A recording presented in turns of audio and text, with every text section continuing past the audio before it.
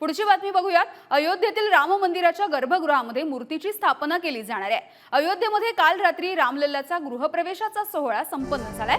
रामलल्लाची मूर्ती विधिवत पूजेसह मंदिरामध्ये आणली गेली आहे। तर 22 जानेवारीला रामलल्लाच्या प्राणप्रतिष्ठेचा सोहळा पार पडणार आहे। तर अयोध्येमध्ये काल रात्रीच ही मूर्ती आणली गेली। रामलल्ला घर आहे हे असा नारा खरं तर सगळ्यांनी दिलेला होता। तर दुसरीकडे राम भक्तांचा जल्लोष आपण बघतोय आणि या सगळ्याविषयी बोलूयात। प्रसन्न जोशी सर आपल्या सोबत जोडले गेलेले आहेत थेट अयोध्या नगरीमधून।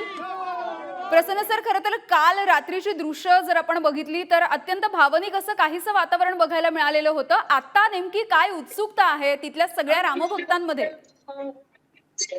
यामिनी, आपण आता सरयू नदीच्या काठी इथे आहोत आणि इकडे पूजा अर्चा चालू आहे। तिकडच्या अयोध्यावासी माता भगिनींनी इथे शरीरचं पूजनचा कार्यक्रम आता झाला। थोड्या वेळापूर्वी आपण कनेक्ट झालो असतो तिकडे अख्खा शरीर काठ जो माझ्या मागे बघायला मिळत असेल तो सगळ्या महिलांनी व्यापलेला होता, सगळ्या बसल्या होत्या। आता सुद्धा तिथे मागे आपल्याला दिसू शकतात की मोठ्या प्रमाणात उत्साहाचं वातावरण आहे, मोठ्या प्रमाणात लोक यायला सुरुवात झालेली आहे अयोध्यामध्ये आणि सगळ्यांना प्रत्येकाला प्रतीक्षा 22 जानेवारीची। पण वातावरण निर्मिती जोरदार आहे।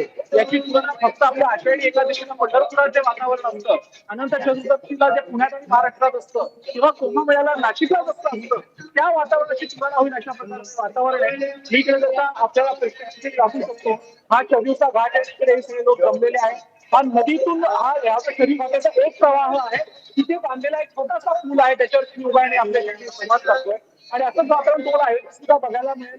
ठिकठिकाणी कुठे भजन कीर्तन चालू आहे, लोक जय श्रीरामचा जयघोष करत जथ्या जथ्यानं तिथे विविध ठिकाणी जमलेले आहेत। प्रत्येकाचे काहीतरी कार्यक्रम आहेत आणि सगळे उत्साहात आहेत असे चित्र अयोध्येमध्ये दिसते आणि त्याच्या जोडीला थंडी आहे, त्यामुळे सगळ्यांना उत्साह आहे। अगदी धन्यवाद प्रसन्न सर, हा सगळा उत्साह आपण पोहोचवलात त्यासाठी।